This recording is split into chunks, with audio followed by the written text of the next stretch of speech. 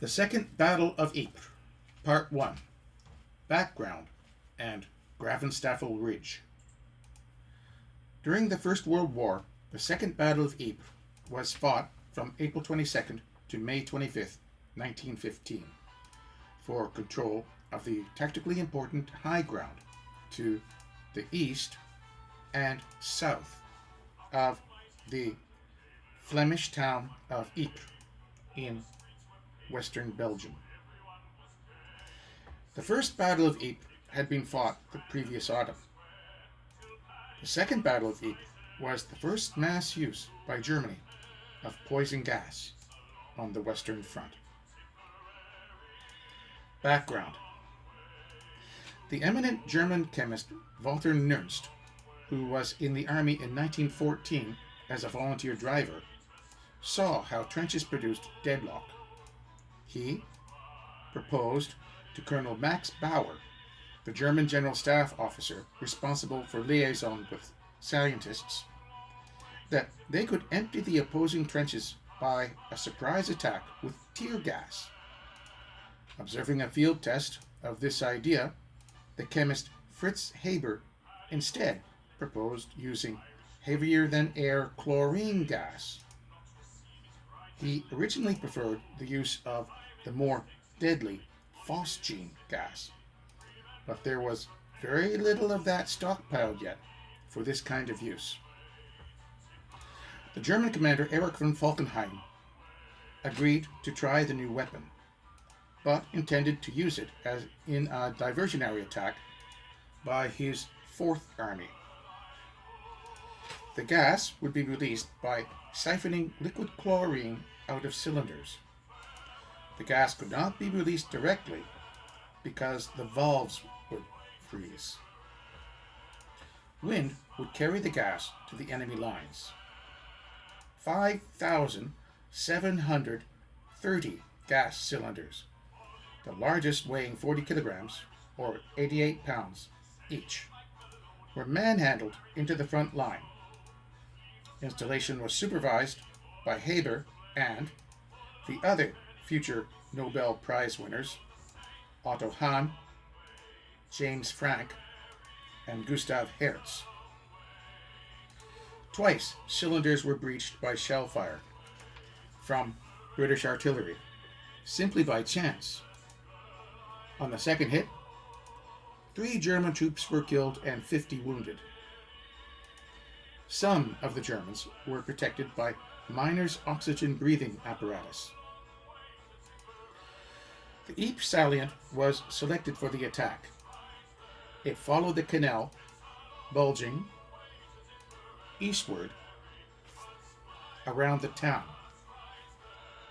North of the salient, the Belgian army held the line of the Yser, and the north end of the salient was held by 2 French divisions. A division is usually commanded by a major general. Divisions are made up of 3 or 4 brigades and usually include 10,000 to 15,000 soldiers.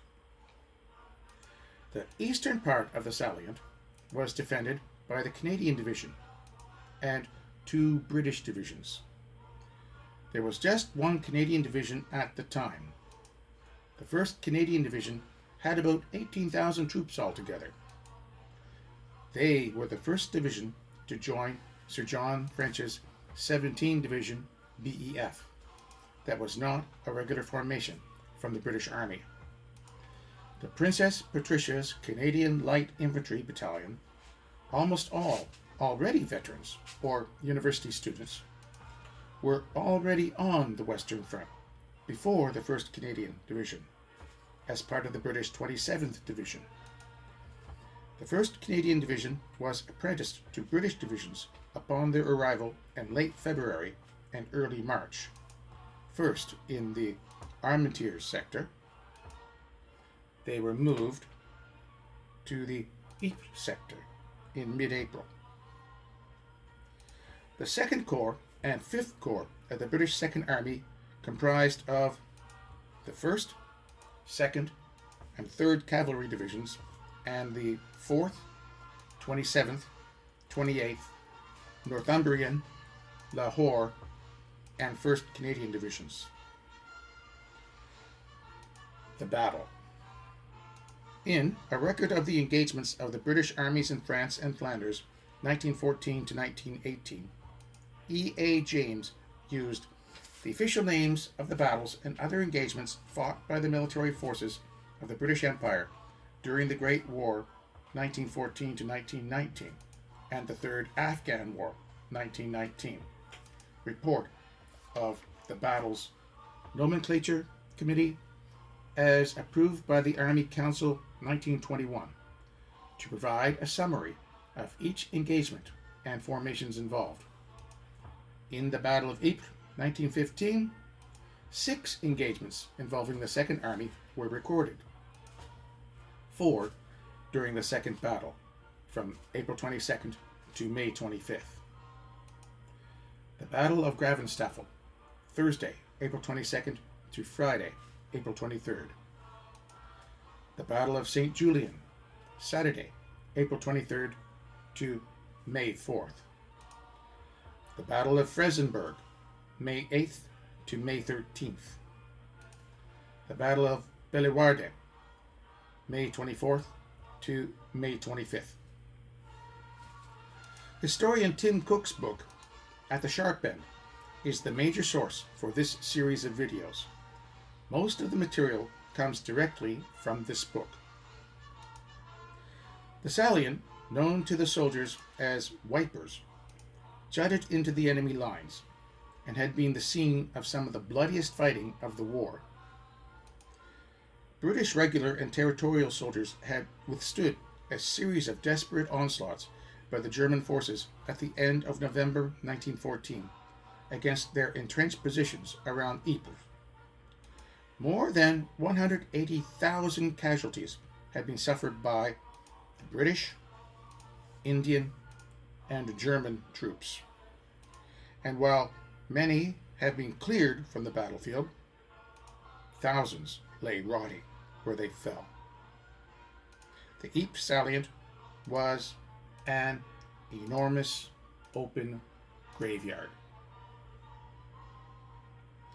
Having paid for Ypres in blood, the Entente was unwilling to retreat from the salient, even though it was surrounded and subject to accurate artillery fire by German guns, directed by enemy observers on Passchendaele Ridge, a few kilometers to the east. The shattered city of Ypres, with its once magnificent 500-year-old cloth hall, stood behind the lines. Now it was in ruins, even though the city was still inhabited by civilians unwilling to be forced from their homes. For the Belgians, and for many Canadians who had enlisted to free Belgium, the city had strong emotional value, since it was the last major Belgian city that was not yet occupied.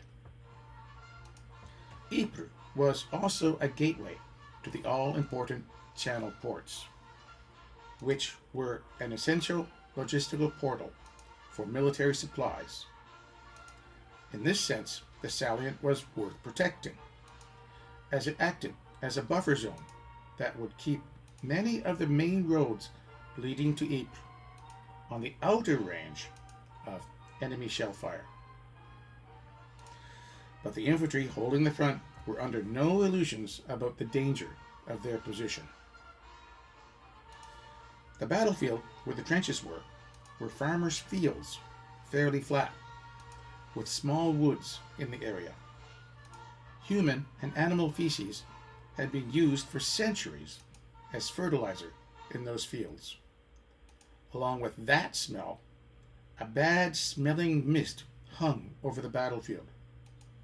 The churned-up earth, mixed with parts of rotting bodies, spread around by high explosive shell fire, added to the stench. Rusting barbed wire, old tins of bully beef, and other garbage, and lots of other battlefield wreckage littered the front. There were also houses, churches, and farms on or near the battlefield, although they were mostly just rubble then. The trenches weren't much better. The French troops that the Canadians were replacing were in a filthy condition, and not much effort was made to make the trenches more comfortable by the French. The trenches stank of urine and feces. The latrine system was haphazard. It appeared that the French would just urinate and defecate anywhere. The smell of decaying corpses was the worst, though. The maggoty, rotting bodies were everywhere, along with the rats that fed on them. The body parts were even sticking out of the walls of the trenches and on the bottoms of the trenches where they were walking. There weren't many sandbags on the parapets of the trenches, and snipers could fire right through them since they weren't filled very well. Water filled the bottoms of the trenches, and the communication trenches to the rear seemed to have been laid out by drunken sailors. Many of them had been collapsed by shell fire. Canadian units were working furiously from their arrival to repair and improve the trenches. New casualties from snipers and artillery fire occurred every day, but the Canadians always removed their bodies. Some parts of the trenches were untenable due to the large number of rotting corpses in them. Still, the Canadians dug and repaired what they could, as there were signs from the German lines that they were preparing to attack. The Germans had their own plans for disinfection, the code name for the first lethal chlorine gas attack in the history of warfare. Germany was now involved in a two-front war against Britain and France in the west and Russia in the east. This was exactly what they wanted to avoid through the 1914 Schlieffen Plan. When that failed, General von Moltke was fired. He was replaced by General Erich von Falkenhayn. He realized that he needed to break the deadlock. Germany had already suffered several 100,000 casualties. Shell fire and attacking troops were not enough to do this, though. Poison gas looked like a potential solution to the deadlock. Germany had the most powerful chemical dye industry in the world at the time. They could be turned into poison gas factories. Poison gas production had already been outlawed by the Hague Conventions before the war. But there was a loophole in that stockpiling chemical weapons was not banned. The Hague Convention also stated that gas could not be used in gas shells. It did not ban other methods.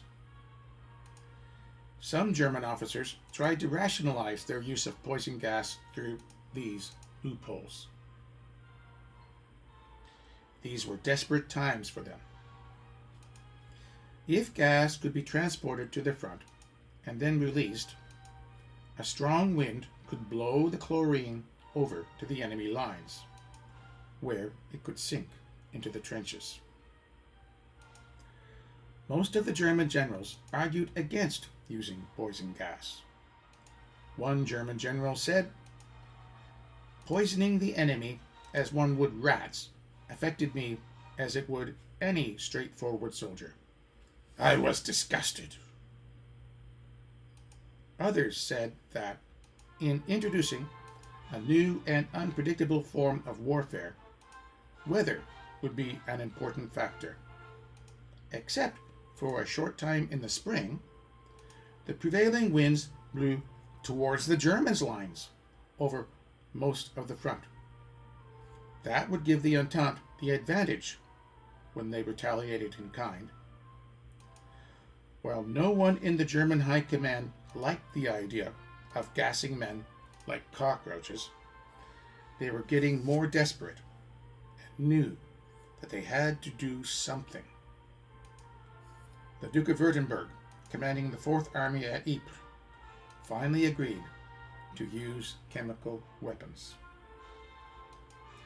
The Germans were still unsure about what the effects of gas might be, and early tests using tear gas had proven useless. They hoped that the chlorine attack might do more than make the enemy's eyes water. But if it did fail, the High Command at least thought it might be a diversion to cover the movement of the 8 divisions sent to prop up the Austrians on the Eastern Front.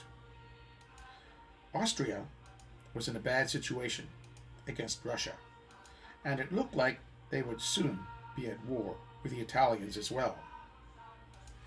Italy was waiting for both sides to exhaust each other, then jump into an alliance with a side that was doing better. They wanted more territory, so they went to war on the side of the Entente, hoping to hurry the end of the Austro-Hungarian Empire. But the Italian army proved to be utterly inept, and at times even suicidal. They were more of a burden to the Entente, as they required men and supplies to help their failing war effort. While the Austrians were soon involved with the Italians on the terrible battles of attrition on the Isonzo River, the Russians were also massing for an offensive. An Anglo-French amphibious offensive against Turkey was soon to begin as well. Gallipoli. General Falkenhayn was not sure if his allies could hold out. Bulgaria joined the Central Powers, and Serbia would be overrun by the end of the year. Under the pressure of these major attacks and campaigns, Falkenhayn planned that German forces on the Western Front would mainly be on the defensive in 1915. He also thought that the gas attack might change that and lead to the possibility of German advances again.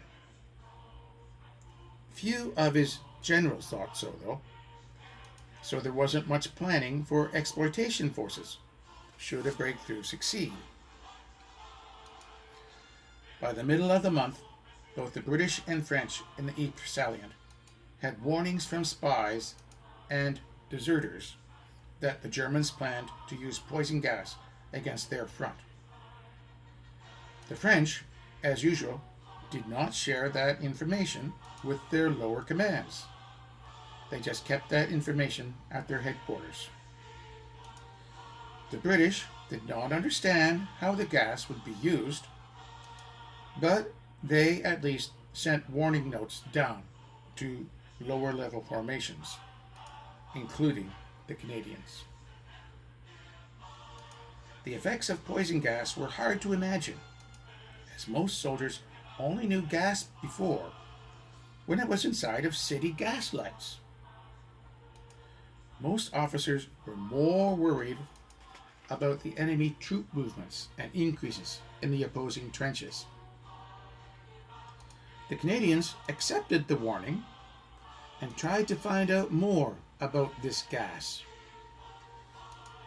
Major Andrew McNaughton, commander of the 7th Battery, Canadian Field Artillery, was allowed to fire off 90 rounds to search the German lines. He later said that this was one of the best days of the war, since his battery was previously restricted and how many shells they could fire and under what circumstances. As far as they knew, they had no success, but their shells, even though they didn't know it, had 2 hits, which were described previously. The Germans had brought up more than 5,730 steel canisters filled with 160 tons of lethal chlorine gas. They had been installed in the front lines under the German sandbag parapets. Gas pioneers were waiting anxiously for the proper wind to turn on the taps. It would soon come. The Canadian Division was situated between the 28th British Division on the right and the 45th Algerian Division on the left. The Algerian Division consisted of 2 brigades of African Zouaves and Tirailleurs, plus 2 extra battalions. General Alderson had a 3,800 meter sector at the pointiest part of the line, along the northeastern part of the Salient. Richard Turner's 3rd Brigade was on the left. Arthur Curry's 2nd Brigade on the right, around the curve to the south. And Malcolm Mercer's 1st Brigade was in reserve around Locality C and St. Julien. All of these places were to become fierce battle sites in the days to come. The afternoon of April 22nd, 1915 was warm and sunny.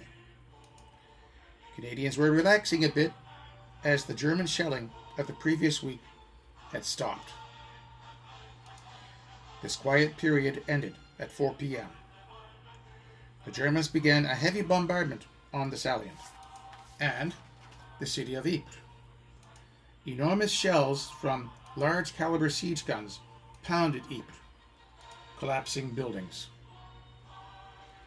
Canadians called them the Wipers Express, as they reminded them of London subway trains. Soon, fires and smoke rose from the city, and panicking refugees were fleeing. Worse was to come.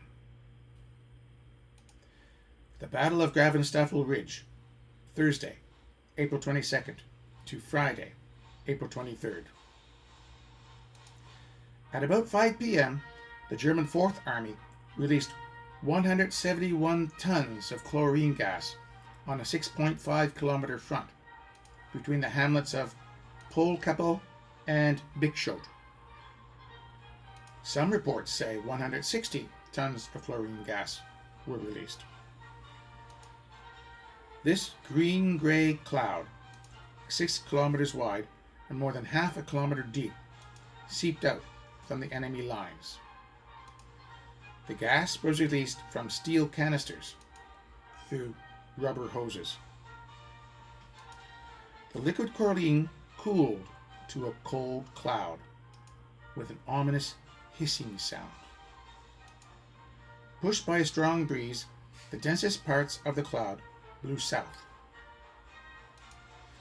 This section of the trenches was held by French territorial and troupes coloniales, who were from Morocco and Algeria. They were part of the French 45th and 87th Divisions. One by one, the French guns went silent. The gas seeped into the deep parts of the trenches, where soldiers usually huddled for cover by conventional attacks. The French troops in the path of the gas cloud suffered 2,000 to 3,000 casualties, with 800 to 1,400 fatalities. Troops fled in all directions. Colonel Henri Mordac of the 90th Infantry Brigade wrote, "Haggard, their overcoats thrown off or opened wide, their scarves pulled off, running like madmen, directionless, shouting for water, spitting blood, some even rolling on the ground, making desperate efforts to breathe."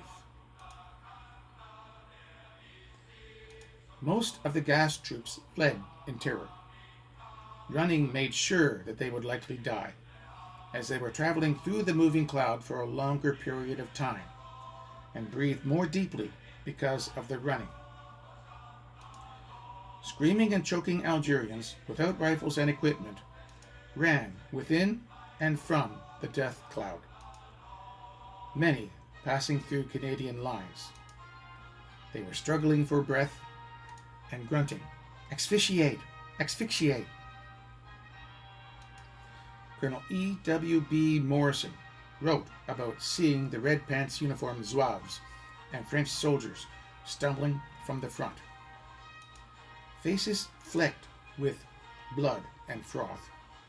Frequently, these men would fall down under the feet of the mob and roll about like mad dogs in their death agonies. Yet, isolated groups held their ground and took up new positions in the rear of the front lines, harassing the German attackers who cautiously followed the chemical cloud. The Germans were breathing through cotton pads soaked with sodium thiosulfate solution. They occupied the villages of Langemark and Pilkim, then dug in. The Germans had taken 2,000 prisoners and 51 guns. The Canadians had only minutes to react before the outer edge of the cloud reached them. Canadian troops defending the southern flank of the break-in identified chlorine because it smelled like their drinking water. Most victims of the gas attack survived the effects of the more dissipated gas, but a 6-kilometer gap opened on their left, where the Algerian and French divisions were shattered. For the moment, nothing was stopping the Germans from driving south to cut off the entire Salient, capturing more than 50,000 troops, including the Canadian division. The Canadians reacted quickly. Lieutenant Colonel Frederick Loomis, a 45-year-old construction contractor from Montreal, ordered the kilties of the 13th Battalion,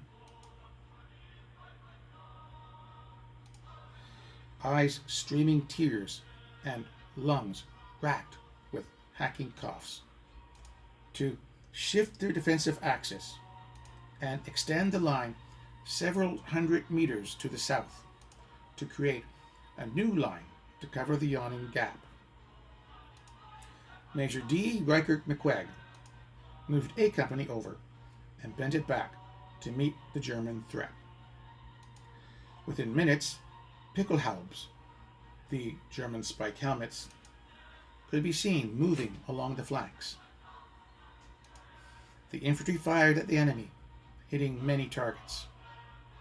McQuaig was very active, moving everywhere within the next 3 days. He inspired men and pushed them to the point of collapse, and then past it. He was wounded and captured during the fighting retreat on April 24th. But here, on April 22nd, the Highlanders held on, even as the ranks were thinned out by enemy fire and probing attacks.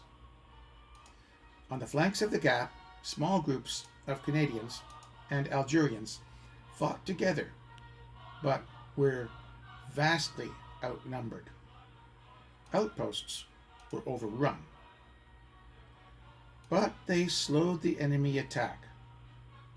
The 13th held fast, refusing to give ground. Their strong defense helped to contain the German assault over the next 3 days.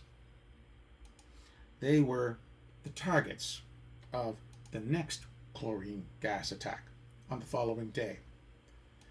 Their casualties were quite heavy. About 2 kilometers behind the 13th Battalion's now extended and vulnerable front was the 3rd Brigade headquarters at Mousetrap Farm.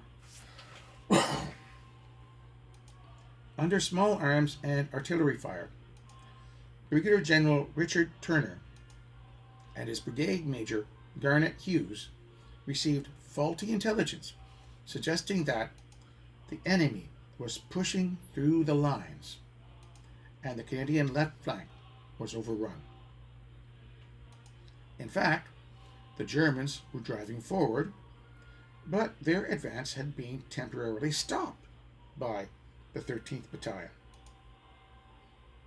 as well as isolated groups of French and Algerian defenders. The Germans were also cautious about following the death cloud. General Turner was already a hero from the Boer War and had already proven himself through standing up to superiors when he felt that they were wrong. He thought that he knew how to react to the fog of war. The fog of war is the confusion and chaos that clouded the battlefield as thousands of men fought hundreds of individual battles over several square kilometers of broken ground. Faced with a bewildering array of conflicting reports, Turner was not able to figure out the true situation at the front. That was not an easy job, but it was one of the essential requirements of command. Unfortunately, his troops were to suffer for his failure. His superiors were often confused too, and the image of the battle was panicky and unclear, as were Turner's orders to the soldiers at the front. Turner's staff sent out several pleas for assistance between 6:30 p.m. and 7:10 p.m., reporting that their front was alternately retiring and being driven in by enemy assaults. One totally false report said that they had no troops left, need ammunition badly, we are forced back to the GHQ line. Turner's forces were far from the GHQ line, 600 meters south of St. Julien. While one could have sympathy for the 3rd Brigade staff during the confusion, not knowing where your battalions are located was a terrible error, especially since the 13th Battalion was still holding its ground tenaciously. Turner was right, though, by telling his senior officers that the French retreat had left a big gap on his flank that had to be closed. Turner wrote in his notes a few days after the battle, at 6:30 p.m. on the 22nd April, I really thought all was lost.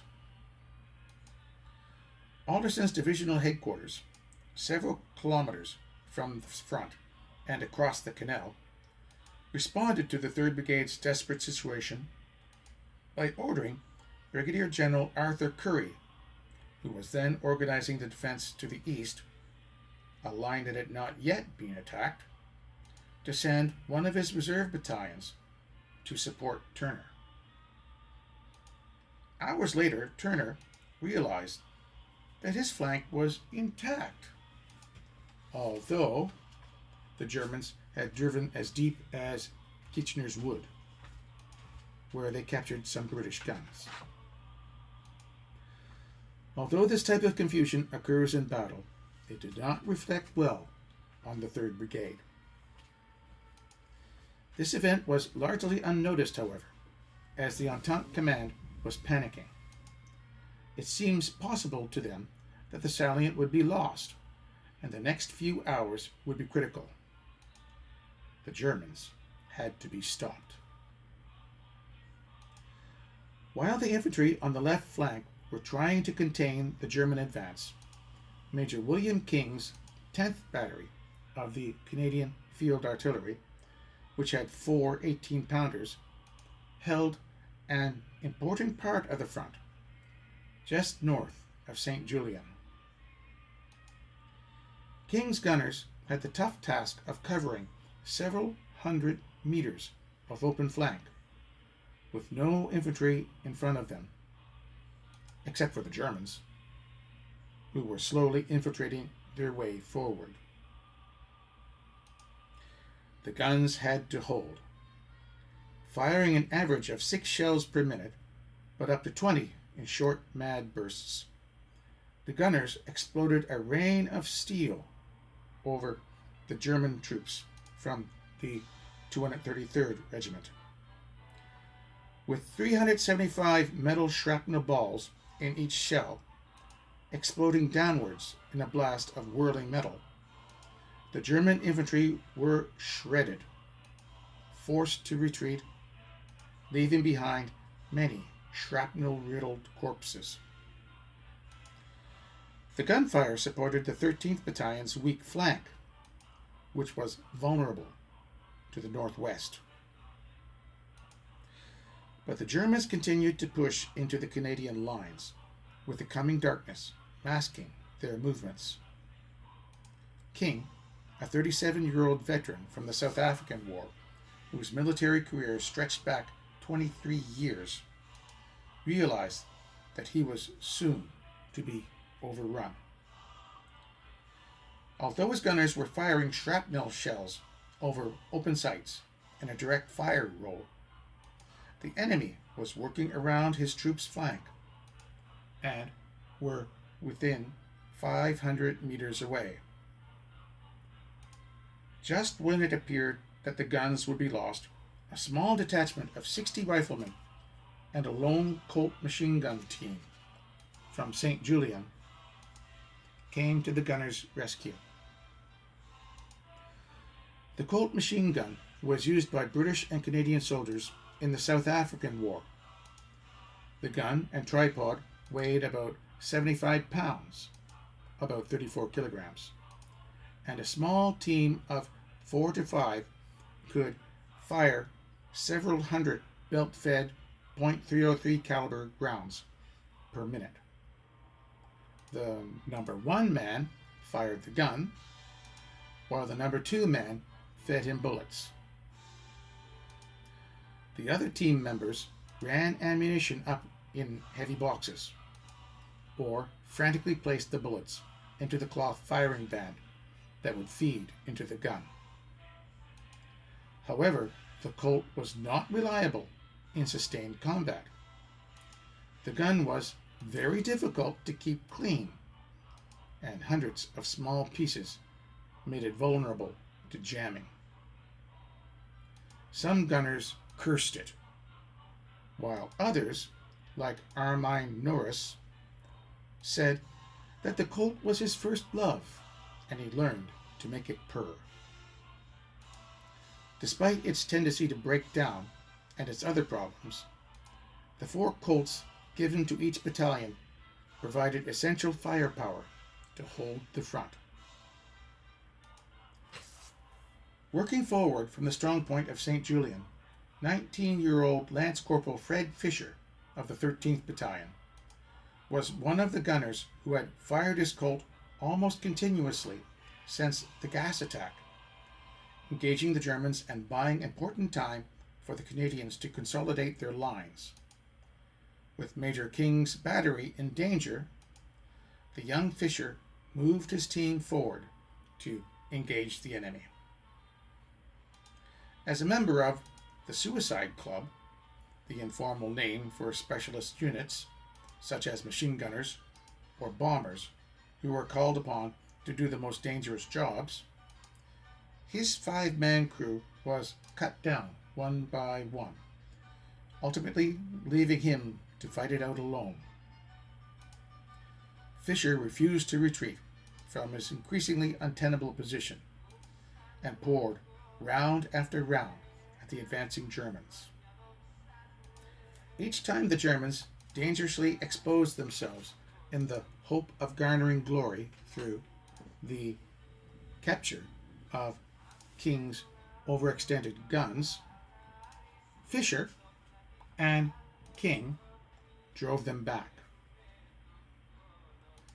The intervention of the Colt machine gun team allowed King to halter his horses, hitch up their guns, and retreat to a safer position near St. Julien.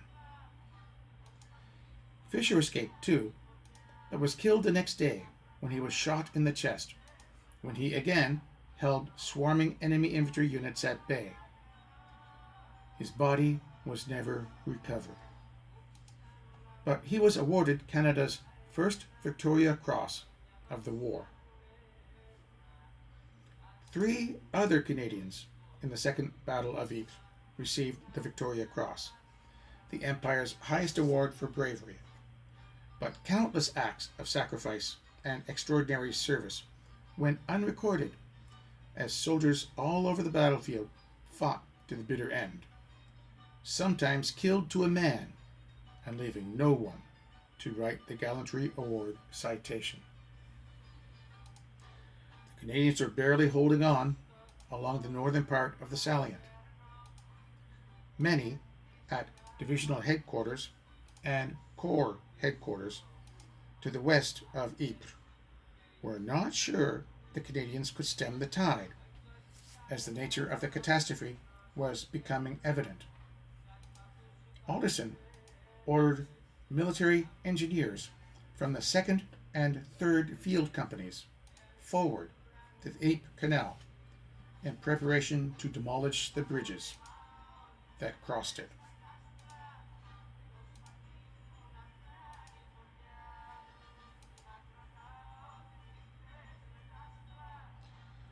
Such an action would probably stop the German advance, but this plan also indicated that the High Command was willing to sacrifice 3 full divisions and what remained of 2 French ones. Losing the Salient and elements of 5 divisions would have been a monumental defeat. To blow up the bridges was a last resort, but also an indication of the desperate nature of the situation. However, the British and French high commands did not have to make this decision yet.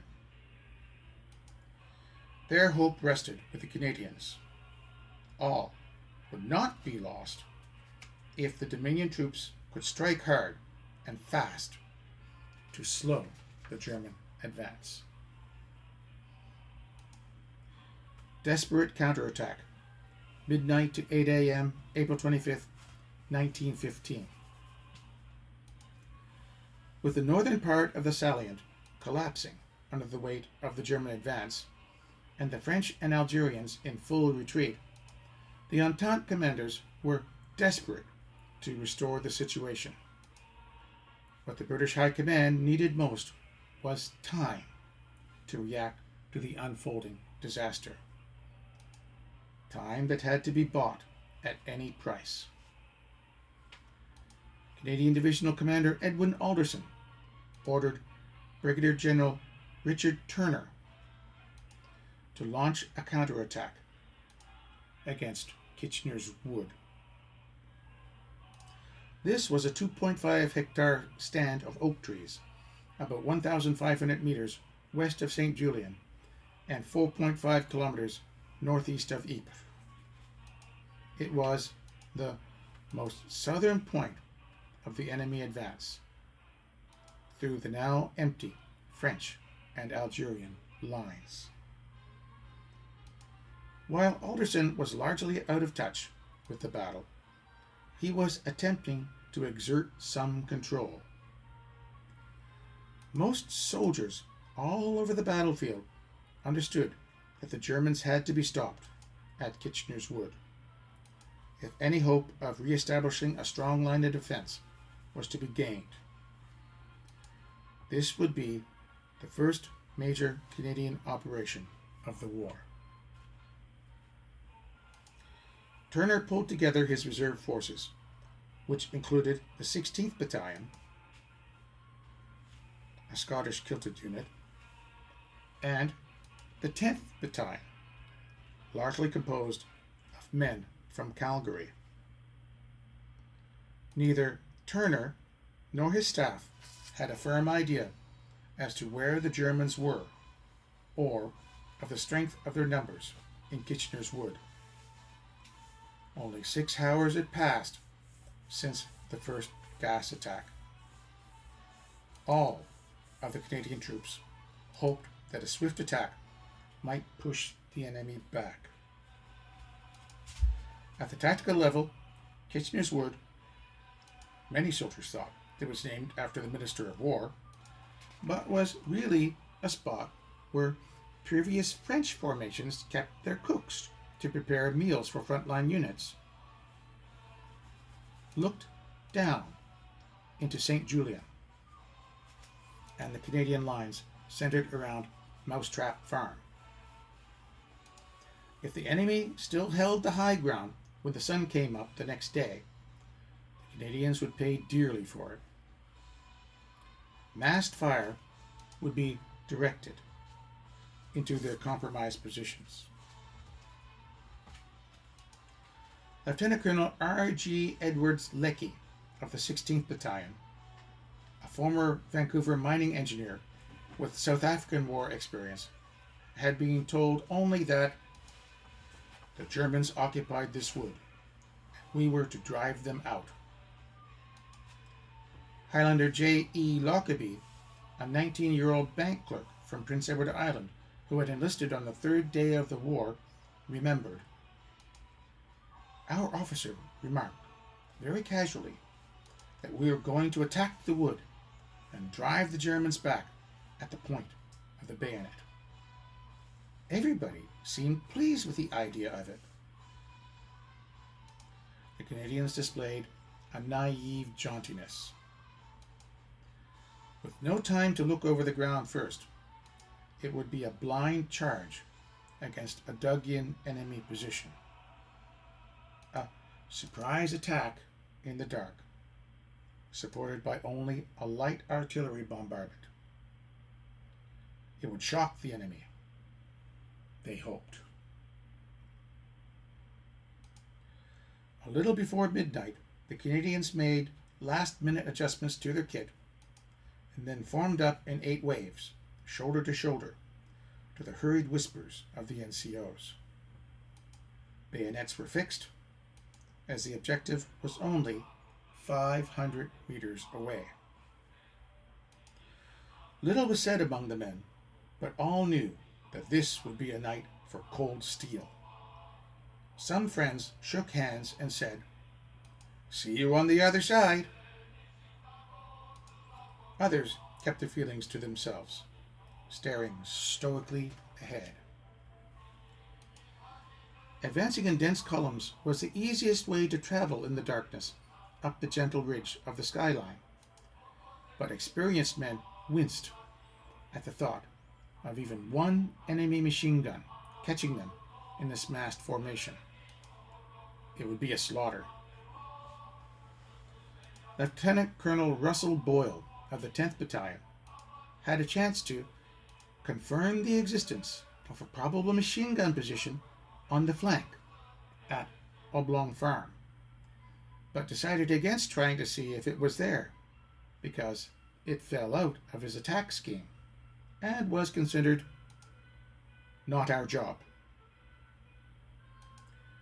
Leaving this threat not found and captured was a terrible mistake by Boyle and showed a sign of his tactical inexperience. Boyle would not live to learn from his mistake. He was shot in this battle and died in agony 3 days later at a makeshift hospital. The 2 battalions, about 1,600 men, advanced towards the darkened wood. Under a low, cloudy moon, progress was good, with the mass of troops passing abandoned farms and going around small groves of trees. Then, the silhouetted soldiers ran into an unmarked fence about 200 meters from their objective. While hundreds of sweating, nervous men scrambled over the fence, the Germans became aware of them. They responded with flares that lit the battlefield as bright as day, casting a ghastly green tint on the upturned faces of the men. The Canadians had only a few seconds before the muzzle flashes flickered from the woods. Masses of Canadians were caught in the open. Tracer bullets arced through the air. The columns of advancing troops, now in a series of ragged lines, temporarily faltered as men were snapped backwards by Mauser bullets. Within a minute, though, officers ordered a bayonet charge. It must have felt like an hour for the men under fire to make the decision and do the charge. Major Dan Ormond of the 10th Battalion, who would soon take over the battalion after his commanding officer and second-in-command were killed, remembered the chaos of that charge over broken ground. His most vivid memory was of seeing a man on fire like a human torch, likely lit up when one of the flares he was carrying was hit and ignited. All officers of the company making the attack were killed or wounded before reaching within 75 yards, about 100 meters, of the German trench. Caught in the hurricane of bullets, some soldiers advanced, as one Highlander recounted, with their hands before their faces. The firestorm was unlike anything the Canadians had ever faced. J.E. Lockerbie said, "Most of the Canadians did not get far. The bullets were coming in so thick that at first I expected to get hit every minute. Then after a while, I thought, when so many had missed me, I must be one of the lucky ones." But his luck ran out. It seemed to take the whole side of my chest off, but when I recovered from shock, I realized that it was only in the shoulder and the arm. I dropped in my tracks and could not move. Hundreds of writhing and still bodies covered the battlefield. But not all the men were cut down.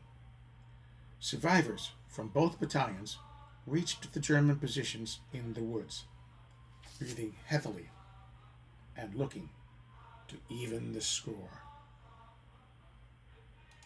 John Matheson of the 10th Battalion, who had served 4 years with the 9th Royal Scots before coming to Canada, recounted how his friends fought with a vengeance.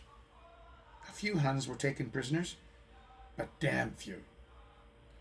We had enough to do to take care of ourselves and our own wounded, to bother about prisoners. While the Canadians were in no mood to take prisoners, some of the confusion also arose from small pockets of Germans attempting to surrender on one front, while other groups continued fighting, sometimes only 20 or 30 meters away. The politics of surrender was always dangerous, but in this case, and the first chaotic night battle of the war, the Canadians having crossed a terrible killing ground, prisoners would only be taken when victory was ensured. The official war diary of the 16th Battalion noted laconically, after a number of German prisoners were found executed, "Men were cautioned against dealing harshly with prisoners." War diaries of the First World War were required to be written by each unit in the CEF. The information varied greatly and was dependent upon the abilities of the junior officer responsible for writing the war diary. Having broken the German positions, the remnants of the two battalions found themselves lost, overextended, and vulnerable. Control was all but impossible in the dark, with most officers down and the troops dispersed. No telephones, flags, lights, or messenger pigeons were available, and even voice control was drowned under the noise of explosions and rifle fire.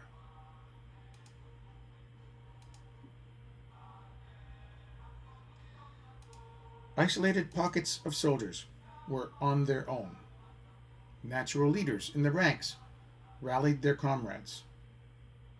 Sergeants and corporals organized a desperate defense, aware that when the Germans recovered, they would likely counterattack quickly to push back the Canadians, who had now controlled the important high ground. During the early hours of April 23rd, the surviving members of the 10th Battalion dug shallow gun pits for themselves and the wounded inside the southern edge of the woods. The men of the 16th Battalion were bolder, with Leckie eventually rallying enough soldiers to push through the trees and establish a patchwork defense on the other side. In all, the Canadians recaptured 4 lost British artillery pieces and established a new set of trenches 900 meters into enemy-held territory. Leckie wrote, "We gave them an unholy scare and checked their advance." This was true, but the counterattack had cost more than 2/3 of the 1,600 men involved. By the morning of April 25th, the 10th had been reduced to 5 officers and 188 enlisted men. The 16th Battalion had only a few more, with 5 officers and 260 other ranks.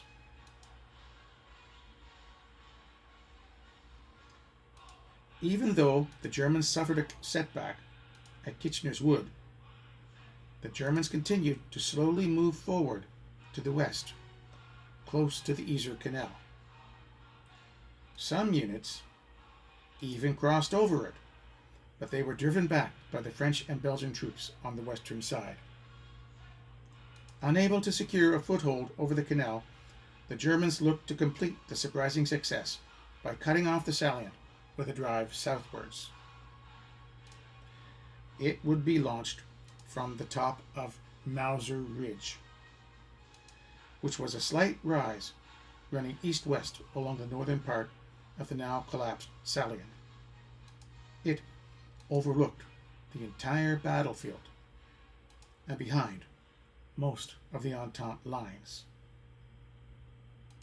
To gain much-needed time for the British to bring reinforcements up from the rear, Alderson and his superior, General Herbert Plumer, commander of the 5th British Corps, ordered Brigadier Malcolm Mercer to launch the 1st and 4th Battalions in a counterattack against the Germans atop Mauser Ridge. The 1st Battalion, mostly North Saskatchewan. The 2nd Battalion, Governor General's Horse Guards. These 2 Canadian battalions were supposed to be supported by a flanking 2-battalion French attack. This support failed to happen. The French were in no shape to launch any offensive operations, no matter what their senior officers told the British. Without the French, the primary Canadian assault would be a narrow frontal attack over open ground. The commanding officers, Lieutenant Colonel F.W. Hill of the 1st Battalion and Lieutenant Colonel A.P. Burchell of the 4th Battalion, both experienced British officers, were in a terrible predicament. The horizon was beginning to come up. Morning was coming. With no time to reconnoiter the front, the Canadians did not know what was out there. But they suspected the enemy was dug in with shallow rifle pits and good fields of fire, and alert to an expected attack. But the High Command believed the Germans could be dislodged, or at least the initiative could be taken back from the enemy to ensure that they did not keep pushing south and cut off the salient. With increasing evidence that no French troops were coming, the Canadians were forced to attack alone, except for 2 companies of the British 3rd Middlesex Battalion, who joined them on the right. The attack began sometime around 6 a.m. Here is information about the Middlesex Regiment. The 1st Battalion's war diary noted that the attack was launched under artillery, machine gun, and rifle fire without supporting Canadian artillery preparation. The operation started well, with sections, about 6 to 10 men, leapfrogging one another, alternately advancing, firing, or digging in with their personal entrenching tools. With many of the men having trained in this type of small unit attack in Canada as part of the militia summer camps, and then having improved these tactics in the months of training in England, the Canadians made strong advance. But they had a long way to go, 1,500 meters from the start line, and the attack was in daylight. The Canadians were easy targets, and the Germans began to concentrate more and more fire on them that was barely hindered by the trickle of artillery fire coming from 16 supporting Canadian field guns and howitzers. Private George Bell of the 1st Battalion wrote, "Ahead of me, I see men running. Suddenly, their legs double up, and they sink to the ground. Here's a body with the head shot off. I jump over it. Here's a poor devil with both legs gone, but still alive." There were few places for the Canadians to take cover on a battlefield that, as Private Frank Betts said, it was as level as a billiard table.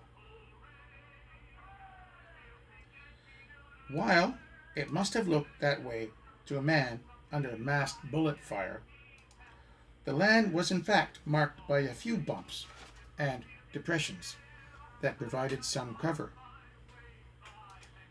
There was certainly not enough of these for 2 battalions worth of men.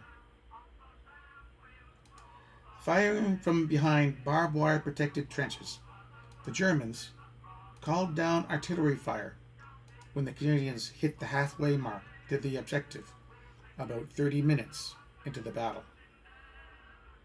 "It was a hideous chaos," remarked one survivor. Despite the terrible conditions, the 2 battalions fought for most of the day, with Canadian Colt machine gunners and snipers finding their targets. The rest of the infantry kept their cohesion and discipline under a murderous rate of fire.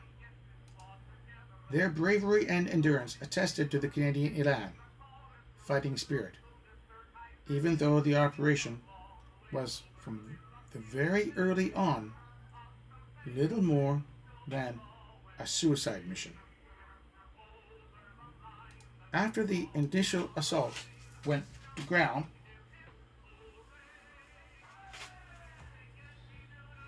the Canadians launched a second push in mid-afternoon. These troops got closer to the enemy front, about 300 meters, but they too were shot to pieces. The intensity of the German fire was evident in the 1st and 4th Battalions' casualty figures.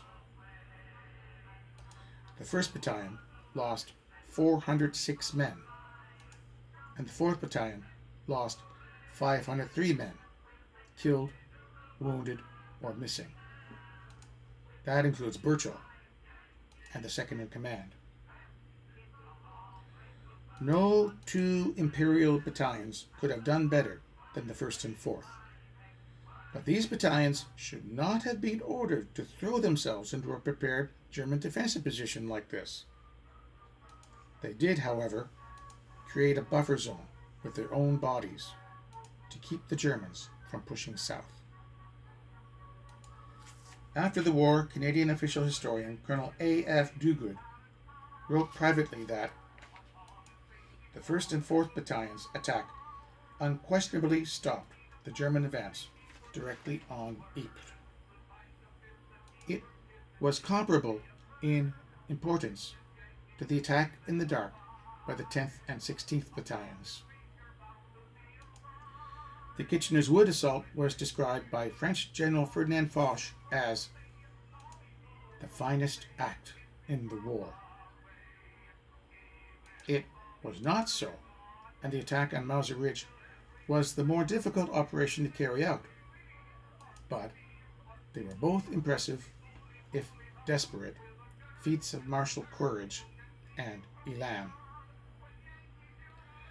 Desperate attacks occur in war, and, as grim as it sounds, the duty of a soldier is to sacrifice himself, if ordered, for the greater good. But did the frontal attack on Mauser Ridge, over 1,500 meters away, on nearly flat ground, achieve anything?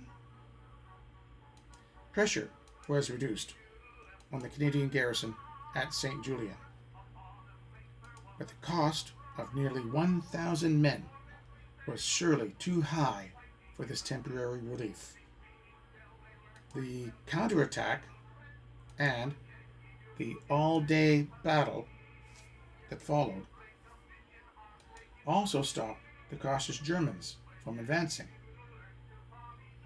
But would it have been better to dig in instead, set up fields of fire with nearly 2,000 Ross rifles, which turned out to be very poor and easily jammed, 8 Colt machine guns, more than a dozen artillery pieces, and then smash the German forces as they attacked in the daylight over open ground? The Germans had to go through the Canadian front if they wanted to drive south and cut off the Salient, and they would have paid a terrible price. Part of the problem also lay in coordinating with the French, who simply abandoned the Canadians. The Dominion troops were also not helped by the tactical adherence to a clumsy doctrine that called for fierce counterattacks to recover lost ground without any reconnaissance, or any thought of how the two shattered battalions might have actually been able to hold the ground against determined enemy attacks that would surely have followed if the 1st and 4th Battalions captured Mauser Ridge. Still, the Canadian counterattacks succeeded in pushing the Germans back and bought time for the British and Canadians to organize a defense. Scattered Canadian formations were hanging on by their fingertips 12 hours after the first gas attack. During that time, the Canadian division had lost over 2,100 men. These casualties were brutal even by Western Front standards, since the brunt of the fighting had largely fallen on just 5 battalions. But the Dominion troops had earned the grudging respect of the Germans, who realized that their easy advance up to this point would now shift to a struggle to overcome first-class soldiers. One German prisoner blurted to his Canadian captors, "You fellows fight like hell." Here is a quote from the Daily Mail, April 26, 1915. The Germans set fire to a chemical product of sulfur chloride, which they had placed in front of their own trenches, causing a thick yellow cloud to be blown towards the trenches of the French and Belgians. The cloud of smoke advanced like a yellow, low wall, overcoming all those who breathed in poisonous fumes. The French were unable to see what they were doing or what was happening. The Germans then charged, driving the bewildered French back past their own trenches. Those who were enveloped by the fumes were not able to see each other half a yard apart. I have seen some of the wounded who were overcome by the sulfur fumes, and they were progressing favorably. The effect of the sulfur appears to be only temporary. The after effects seem to be a bad swelling of the eyes, but the sight is not damaged. This article has several glaring mistakes. This is a quote from Canadian Captain Alfred Oliver Pollard in his book Memoirs of a VC, 1932. Dusk was falling when, from the German trenches in front of the French line, rose that strange green cloud of death. The light northeasterly breeze wafted it toward them, and in a moment death had them by the throat. One cannot blame them when they broke and fled. In the gathering dark of that awful night, they fought with the terror, running blindly in the gas cloud, and dropping with breasts heaving in agony, and the slow poison of suffocation mantling their dark faces. Hundreds of them fell ill and died. Others lay helpless, froth upon their agonized lips, and their racked bodies powerfully sick, with tearing nausea at short intervals. They too would die later, a slow and lingering death, of agony unspeakable. The whole air was tainted with the acrid smell of chlorine that caught at the back of men's throats and filled their mouths with its metallic taste. The Germans reported that they treated 200 gas casualties, 12 of whom died. The Allies reported 5,000 killed and 15,000 wounded.